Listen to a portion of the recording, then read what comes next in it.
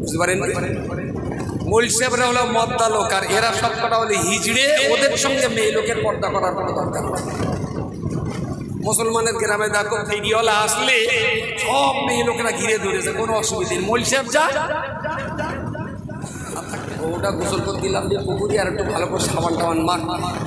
ছেলেটা পুকুরির উপরে পাড়ের উপরে দাঁড় করিয়ে বললো, এই লোক টোক আসলে বলিস আমি বল গা ধুচ্ছি। এখন ও আর কেউ নেই, এক আচ্ছা কায়দা করে সাবান দিতেছে। এখন বিপদে পড়ি, আপনাকে ফোন করলাম, বলছি কি? আমি আমার গাড়ির চাকা পাংচার হয়েছে। এখন কোনো একটা দোকানের সন্ধান দিতে হবে, না হলে আপনার গাড়িটা দিতে হবে।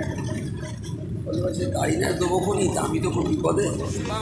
সমাজ নিশ্চিত করে বিচার করে বলবে, সুখ বড় না শান্তি বড়? সুখ আপনার কেমন না শান্তি আপনার কেমন? আপনি কোনটা বেশি চান?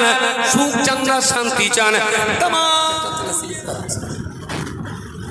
সমাজে বহু দাদা আছে না, খুব দাদাগিরি বলায়। কারোর জমির অহংকার, কারোর লেখাপড়ার অহংকার, কারোর বউ দেখতে শুনতে ভালো তারও অহংকার, কারোর জমির অহংকার, কারোর বাড়ির অহংকার, কারোর লোক লস্করের অহংকার।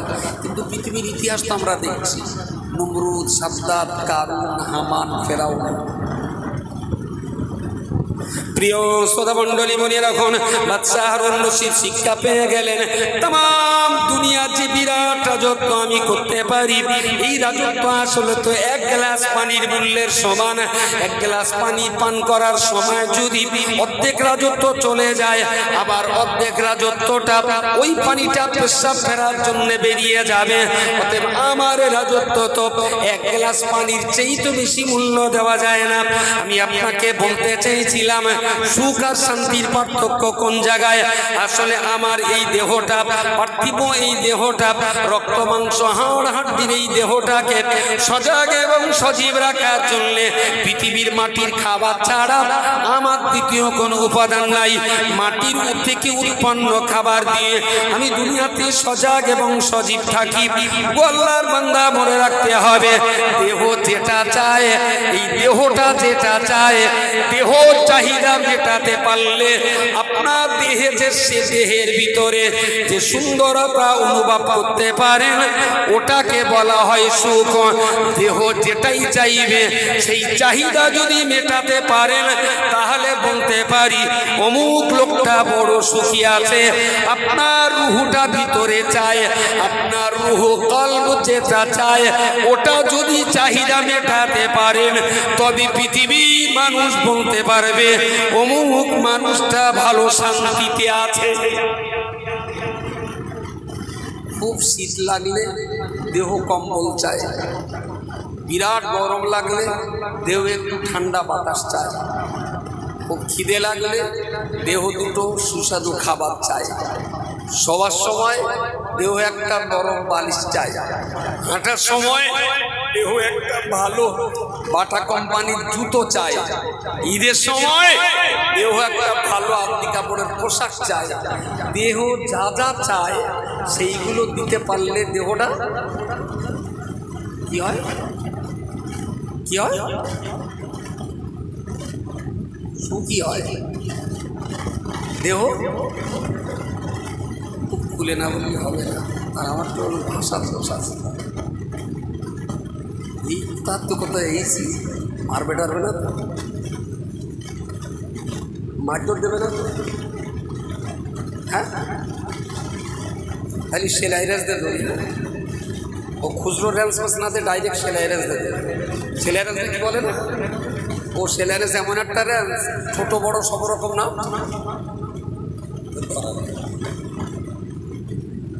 ওরা মেলা হয় জানেন আপনাদেরকে, সাতশো কোন দিকে এদিকে মানে একটা বিরাট মেলা হয় না, এখনো হয় সে বেলা, খুব নাম করা ব্যাপার, যাওয়াটাও হয় আপনাদের,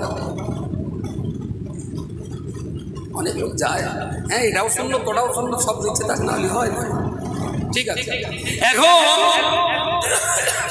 টেক ফর এক্সাম্পল, হঠাৎ আমার গাড়ির চাকাটা যেতে যেতে পাংচার, যে জীবনতলায় চাকা পাংচার, কালীতলার কাছাকাছি কি হবে, তার সঙ্গে সঙ্গে ফোন করে দেখলাম কালীতলা, জীবনতলা আশপাশের কেটা আছে, তা দেখলাম চন্দ্রেশ্বরের বাপির নম্বর আছে। তা ফোন করে বাপি কল দিল, তা রাত 2টোর সময় ফোন দিতে এক চান্সে ফোন দিল, একবার রিনতি বাপি দিল। আসসালামু আলাইকুম। ওয়ালাইকুম আসসালাম। কী ব্যাপার এত রাত্রিতে এক চান্সে ফোন করলেন, ঘুমান চলছে না, এখনো জেগে আছে। তা ভাই আপনার কী খবর? আমি ভাই আমার খবর নাই বলবো কোনি, আমি একটা বিপদে পড়ি, আপনাকে ফোন করলাম। বলছি কি? আমি আমার গাড়ির চাকা পাংচার হয়েছে, এখন কোনো একটা দোকানের সন্ধান দিতে হবে, না হলে আপনার গাড়িটা দিতে হবে।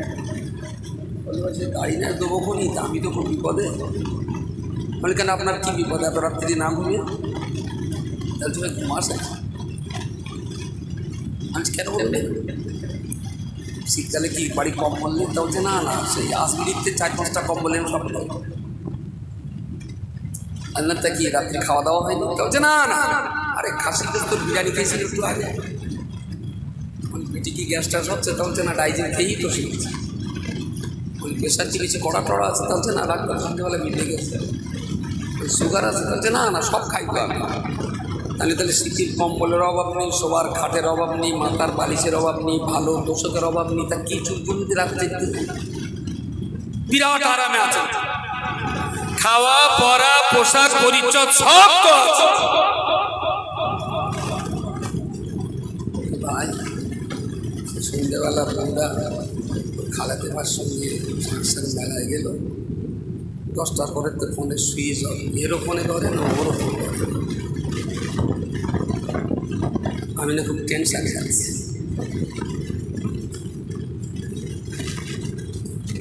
দেহে ভালো খাবার ছিল, শীত রোধ করার ভালো কম্বল ছিল, আরামে ঘুমাবার ভালো তোষক ছিল, ডাইনে বামে 2টো পাশের বালিশ ছিল, ঘরটা দারুণ সুন্দর, মাকড়ানার মার্বেল টালি দিয়ে, মার্বেল টালি নয় পাথর দিয়ে দামি ঘর ছিল। এত খাওয়া পরার পরেও ঘুম কেড়ে নিয়েছে কিসে? কথা বলেন,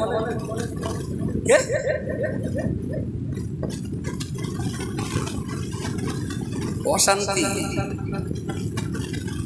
দেহে সুখ ছিল, বাট মনে শান্তি ছিল না। দেহের সুখের কোনো দেহে যা যা চেয়েছিল সব আছে, সবটাই আছে, কিন্তু ওর রুহটা শান্তিতে ছিল। চোখ যেই বন্ধ করে আর সেই মনে করছে কোথায় পাট বাগানে তিগলে যাচ্ছে। আবার কেউ ধরল না, মনে হচ্ছে পুলিশ ধরল। সারা রাত ঘুমতে পারবে? অভাবটা কি? খাবার অভাব আছে, বাড়ির গাড়ি। প্রিয় শ্রোতা মণ্ডলী, মনে রাখতে হবে আল্লাহ পাক রব্বুল আলামিন কোরআন শরীফের ভিতরে বলেছে, ইন্নাদ-দীনা ইনদাল্লাহিল ইসলাম। আমার বান্দার জন্য আমি আল্লাহ যে দিন দিয়েছি, বান্দাকে সুখী করার জন্য ইসলাম দেওয়া হয়নি। আল্লাহ পাক রব্বুল আলামিন বান্দাকে শান্তিতে রাখার জন্য ইসলাম দিয়েছেন। সমাজ নিশ্চয়ই বিচার করে বলবে, সমাজ নিশ্চিত করে বিচার করে বলবে, সুখ বড় না শান্তি বড়? সুখ আপনার কামনা না শান্তি আপনার কামনা? আপনি কোনটা বেশি চান? সুখ চান না শান্তি চান? तमाम দুনিয়া এক বাক্যে স্বীকার করে বলবে, সুখের অভাব বলে মানিয়ে নেওয়া যাবে, কিন্তু শান্তির অভাব বলে নিরবিলি ঘুমানো যাবে না। সুখের অভাব কি না? 6 মাস ঘোষ খাওয়ায়, শুধু আলু চানা ডাল আর কলার থোড় বলেন না, কি বলেন? এদিকেও থোড়, খুব ভালো খাবার। আজকে ভাত এখানে খাবার নিয়ে পেট চাঙ্গা আছে, তবে এরা যদি থোড় দেয় নিশ্চিত দুগাল ভাত খেয়ে যায়। কলার থোড়, আলু চানা আর ডাল, খালি না নেশা, বিরাট খাবার। 6 মাস শুধু কলার থোড় আর ডাল খেয়েছেন, গোশ 6 মাসে একদিনও জুটিনি, তাতে কি ঘুমের ক্ষতি হবে? প্রতিদিন মাছ গোশ, আবার জাতা মাছ না, ইলিশ মাছ গোশ, আবার জাতা গোশ না, খাসির গোশ সেই সঙ্গে কয়েকটি ট্যাংরা মাছ, বিরিয়ানি, পোলাও, কালি কোপ্তা, সাই গোষ্ঠী, 14 পুরুষ সব দিলেও ভালো দামি এসি কামরায় শুয়েও রাত 2টার সময় রাত জাগতে হচ্ছে। বিকজ মনে শান্তি নেই। তার মানে ইসলামের অভাব। বউডার যদি পর্দায় থাকতো, বউডার যদি মোবাইল দিয়ে বলে দিত যে পরপুরুষের কাছে যাদের সঙ্গে তোমার বিয়ে যায় এমন কারোর সঙ্গে ফোন করতে পারবে না। যাদের সঙ্গে তোমার বিয়েটা হারাম, তোমার আব্বার সঙ্গে বিয়ে হারাম, আব্বার কাছে ফোন করো। তোমার ভাইয়ের সঙ্গে বিয়ে হারাম, ভাইয়ের সঙ্গে ফোন করো। তোমার ছোট আব্বা ছোট চাচাদের সঙ্গে বিয়ে হারাম, তাদের কাছে ফোন করো। তোমার দাদুরা আছেন বিয়ে হারাম, তাদের সঙ্গে ফোন করো। যাদের সঙ্গে তোমার বিয়ে হারাম ফোনটা দিলাম, তাদের সঙ্গে যোগাযোগ রাখবে। যাদের সঙ্গে তোমার বিয়ে জায়েজ, খবরদার তার কাছে যেন কখনো ফোন করো না। যদি ইসলামটা ওর বাড়িতে থাকতো তাহলে এই অশান্তি এখন যদি বলি না, বলবেন এই ওটা তো খালাতে ভাই, ওর কাছে ফোন করবো না, কার কাছে? আমি তো রবি, তাহলে দেখদিন ও আমার বড় ভাই শালি না, এই বড় ভাই শালা না, ওর সঙ্গে ফোন করবো কার কাজ করে? আমি সেটা নাই হলো তা বাপি, আরে মুশকিল। আরে বাপি আর আমার বড় আব্বা, আমার ছোট ভাই তো একই ক্লাসে, আমাদের বাড়ি তো আসা যাওয়া না। সেই পূর্ণ খেলে সেই ওটা গোসল করে দিলাম যে পুকুরি, আর একটু ভালো করে সাবান টাবান মাখ। ছেলেটা পুকুরির ওপরে পাড়ের উপরে দাঁড় করিয়ে বললো, এই লোকটোক আসলে বলিস না, বল গা ধুচ্ছে। এখন ও পুকুরি আর কেউ নিয়ে এক আচ্ছা কায়দা করে সাবান মেখতেছে। এখন ওর ছেলে তাম্বা আম্মা লোক এসতেছে, ওর মা বাবা তাড়াতাড়ি করে শাড়ি টেনে ঢেকে দেখে সেই কয়লা গাছ। ও তো আমাদের কয়লা, তো রোজ গায়ে দিকে আসে। সুয়াদ তোমরা বলিস লোক আসলি বলবি, কয়লা পার হয়ে গেল। ও আবার মোটামুটি কাপড় চোপড় খুলে পুরো সার্কাসের সাবান মাখাচ্ছে। কিছুক্ষণ পরে মামু লোক আসছে, লোক আবার ঢেকে ঢুকে তেইশ হয়। ও তো সেই মাছ বিক্রি করতে আসে, রোজ মাছ কিনবো, আবার লোক হলো, আবার সাবান মাখা। খানিকার বলছে যাবো আমু, সেই নাম বড় একটা লোক আবার ডেকে ডেকে কি ব্যাপার? ফেরিওয়ালা কি এসে বাচ্চাটার গালে একটা চক জানোয়ার, তোর বলিস লোক আসলি বলবি? এটা বলো ফেরিওয়ালা, ওটা গয়লা, এটা মাসালা, ওদের সঙ্গে তোরও আমার কথা। ওরা বললো সে চাবাইদের ধরে চুপ ধরে আর কিছু বলিনি। এখন ওই পদ্মে মসজিদের ইমামজার দিকে দেখে পুকুরি ফিরি সার্কাস হচ্ছে। মোল সাহেব তাড়াতাড়ি দিকে ঢুকে একদম রাবিয়া বসে। ইমাম সাহেব চলে গেল, উঠিয়ে বলতেছে বাড়ি সহায়তা। এতক্ষণ বললেন লোকে যে এইটাই তো অরিজিনাল লোক, বুঝতে পারেন? মোল সাহেবরা হলো মদ্দা লোক, আর এরা সব কটা হলে হিজড়ে। ওদের সঙ্গে মেয়ে লোকের পর্দা করার কোনো দরকার নেই। মুসলমানের গ্রামে দেখো ফেরিওয়ালা আসলে সব মেয়ে লোকেরা ঘিরে ধরেছে, কোনো অসুবিধা নেই। মোল সাহেব যা আর থাকবে, আর তাহলে মোল সাহেব করে মদ্দা লোক, আর মেয়ে লোকের কাছে ওরা সব হলো বলে হিজড়ে নপুংসক। ওসব দেখে পর্দা পুরুষদের করা। এই পর্দা নেই বলে, ইসলাম নেই বলে রাত 2টার সময় ভদ্রলোকেরা আজ এত দামি ঘরেও ঘুমাচ্ছে না। এই ভদ্রলোক এত দামি ঘরে যখন ঘুমাতে পারছে না, ঠিক সেই সময় শিয়ালদা রেল স্টেশনের ফুটপাতে দেখেন কত বিহারি ছোপড়ায় স্বামী আর স্ত্রী দুজনাই সুইস্তা ষাঁড়ের মতন ঘুমাচ্ছে। রাস্তাতে লরি যাচ্ছে হো করে, রুগীর গাড়ি যাচ্ছে হো করে, আগুন ধরা গাড়ি যাচ্ছে সায়রান বাজি। ফুটপাতের কোনো রিক্সাওয়ালার ঘুম ভাঙে? রিক্সাওয়ালার গাড়ি বাড়ি জলকর ভাটা না থাকতে পারে, ওর মনে শান্তি আছে, তাই নিশ্চিন্তায় ফুটপাতে ঘুমাতে পারছে। কিছু কি মাথায় যাচ্ছে সুখ আর শান্তি? সুখ শান্তি?